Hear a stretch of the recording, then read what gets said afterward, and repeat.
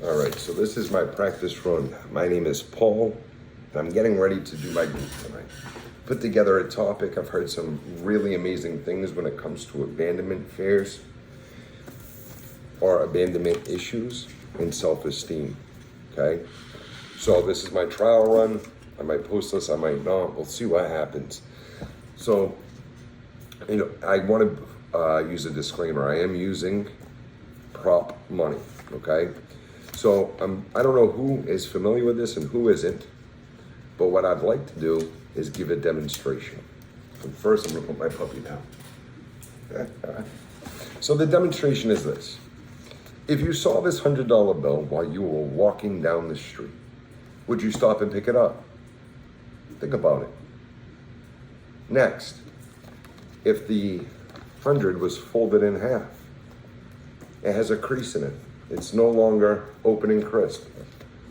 Would you stop and pick it up? Go ahead, give it a thought. Say your answer. I know you would, Loco. I know you would.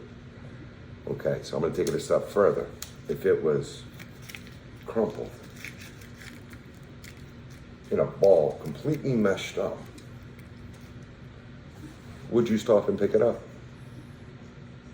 Go ahead, take a second and think about it. Take it one more step further. Okay. If now it's been stepped on, it's been crinkled, would you still pick it up? Go ahead, give your answer. For a lot of us, the answer would be yes. Because even though it had been folded, it had been crinkled, it had been stepped on, the value still remains the same. It's kind of like us, a lot of us, especially with wrinkles. We aren't as so crisp anymore. We're not as fresh anymore. We've been through things. We've been exposed to traumas. We've been exposed to involuntary pain, but our value is still intact. Just because we have been through the ringer doesn't mean our value decreases. So with that being said, I want to talk about, for some of us, it might be childhood, where our protectors and providers were supposed to be the ones to instill in us self-worth. Because here's the problem. Even though our value is still intact, I might not know what my currency, my value is because of these 10 situations. And this is where the providers, whether if it is mother or father, could be first relationship. There's a lot of could be's, but you'll fill in your spot. Where I have been let down, I have been so exposed, and it was traumatic, to where I needed to find an outlet or a way to exist through it. So in a lot of times when it comes to mental health and when it comes to substances, a lot of people say it takes self-work. Well, what is self-work? How do I know what to look for? So for me, it was important to write out these 10 PowerPoints to them, okay? So the number one, well, let's go with the title, right? Preparing not to be abandoned and stop abandoning yourself. And that's the important part. We tend to overlook the importance of showing up for ourselves. Abandoning ourselves is a way that we used to survive. Because if I don't show up for me, I don't have to worry about what it is I'm going through. So let me now hit my power list. Number one, compulsively shaming. If you find yourself saying, I am not worth it, I am not lovable, yeah, that's a problem. Working on being able to love and not put down yourself sounds simple, sounds obvious, but there's so many of us who walk through and can't take a moment to look in the mirror. Can't take a moment to sit with ourselves. And that's a great place to work if you're working with a professional, If you're working with a therapist, start off with shame work. Compulsively caretaking is number 2. Always worried about others. Our value comes from helping others. If I help you, I don't have to worry about what I'm going through. So it's a double reward system, or an optional reward system. So as we were caretakers, perhaps to our caretakers or to our siblings, it became our identity, it became our worth. And realizing it's okay to take care of me. I can show up to take care of myself, and that's okay. I don't have to feel guilty. I don't have to constantly come in last. So that's another great point, or checkpoint, to realize where's a good start of self-work. So now we'll go into number 3, self-reliant. A lot of people look at it as a positive thing, independence. No, we're afraid to let people in to help. I don't pick up the phone and ask for help. I can't say I'm in need. It feels embarrassing. It loops back up to the shame. I'm shameful of needing help. I should get this. I should know this. A lot of times we don't trust people enough or can rely on people to not be independent. Everybody's going to let me down. Everybody's going to hurt me. I do it the best. It's another great place for self-work. Starting letting your walls down, being able to let other people in, being able to learn how to vocalize what it is you need. It's a great place to start. Let's go with number 4, compulsively needing to numb.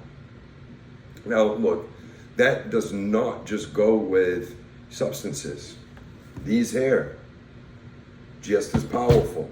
If you find yourself, I think they call it doom scrolling, right? When you take your phone and all you are is sitting on TikTok or Facebook, and it's been hours. It's almost like a time warp. You get on your phone, it's midnight.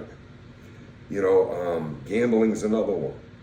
Gambling is a heavy one, where people in the gas stations, you can go and do the slot machines, you can buy scratch tickets, you can do gambling on the phone, but constantly needing to numb, constantly to get out of what you're feeling at that moment. I would definitely bring that to your provider, saying, what do I do with this? I'm constantly needing to overindulge, pornography, gambling, videos, YouTube, video games. There's so much in our society where it provides that immediate out, and that's not okay. There's a difference between enjoying something and overdoing. That's for each his own. That's up for you to decide when it's not healthy. But I recommend bringing that to a professional. Number 5, perfectionist. If I don't do it perfect, they will not give me approval. If I don't do it perfect, I'll be replaced. If I don't do it perfect, people will not like me.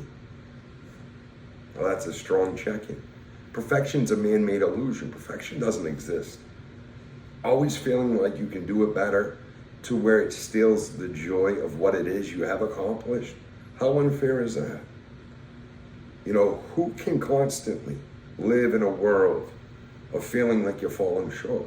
Not many people can reside there. And it's going to loop right back around to constantly needing to know. You want to get out of the imperfections. So that's a great place to start work. Let's go into, number 6, relationships. If you find yourself constantly finding identity out of dating or needing the friendships, even work falls into this. If you're constantly in not an abusive, but say a give and take, but one-way relationships. It's same problem, same outcome, different name, different face. It's what are we attracted to when it comes to work, friendships, and relationships? What type of things attract us? If it's going to fulfill my shame, the caretaking needs, being self-reliant, need to numb, and the perfectionist, and so on, yeah, of course I'm gonna go into the areas that I'm not well in, because it gives me some type of false relief when it comes to pain or shame, we're going to find patterns repeating. And I'm going to challenge you to write out, whether if it's the job, relationship, or friendship, your last 5. And look at the commonalities. See if you can't find the pattern starting or identify a pattern within the past 5. And that's a great place to start. Let's continue. Number 7, disassociating, daydreaming, constantly fantasizing, romanticizing. Some of us as children needed to live like this in order to survive our childhood. You know, it gives us the false sense of hope. It allows us to not dwell in pain, but we can get lost in there. And I'm sorry, the daydream is not reality. At some point, we ground again and come back to reality. And then the pain is waiting for us. These open wounds are just waiting to embrace us. Let's see, number 8, distrusting everybody. You find yourself in a state of feeling everybody has it out for you. Everybody has a plot against you. Everybody is out to get you, and it's going to hurt, and you feel alone in this world. That's great work to bring to your professional. Saying, why is it that I can't find trust in my significant other, my friends, school, work? Don't avoid it. Don't deny it. This is what you want to embrace. This is the things you want to investigate in order to find your foundation or common ground to continue to grow. Let's go to number 9, hypervigilance, the fight or flight style view of lens, where you're always scanning, always worried about the next thing coming, to where you can't relax. You feel like it tricks you. You feel like you're planning 3 steps ahead, but all you're doing is burning energy up in your thoughts. It gives false, the illusion that you've been proactive. All you've done is kill time. It's not strategic, it's reactive. It's another great place to start with work. Bring that to your professional. Number 10, finding yourself dysregulated. The emotional roller coaster. Up and down. 1 minute you're happy, 1 minute you're sad. A lot of people with borderline personality disorders find themselves in that roller coaster. So this is great information to bring your professional. Let them know, hey, I'm on an emotional roller coaster, and this is what it looks like. That's powerful self-work. So back to the crinkled bill. Oh, I woke him up. I can hear you snoring, you know. I hope I can edit that out. Back to the bill. Look, doesn't matter what we've been through, the value's still there. But my question to you is, do you know your value? Do you know how you want to show up for yourself? Do you know how you want to support yourself? Do you know how you want to love yourself? Are you willing to love yourself? Do you know you're worth it? A lot of people might have laughed just right there. I'm worth it. But you start to realize you're last on your own list. I hate to say it, but nobody's going to show up. Look, us with this spirituality, believe in a higher power. My higher power shows up when I can't. But I still have to show up for me. And that's what my higher power wants. That's what I want. That's what I need. I need to show up for me. So if you're not showing up for you, I'm sorry to tell you, if you're not asking for help, you're not putting it out there, you're going to suffer in silence. There are no mind readers. I've worked in this industry for 10 years. I have yet to find a mind reader. I've been looking, trust me, I've been looking. So it is our responsibility during the self-work to know our check-ins, to know what it is we need, to know what we're lacking or what's hurting us. We owe it to ourselves as we're getting well to understand ourselves. So these 10 check-in methods, or topics rather, are spot on to the beginning of an amazing healing path.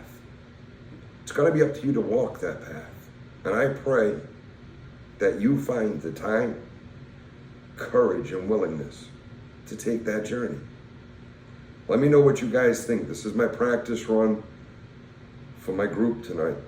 Please let me know what you think. Be blessed. And I hope you guys are getting rest like this little man is. Look at him. He can sleep anywhere. Be blessed. And I'll talk to you guys soon. Oh, I woke him up.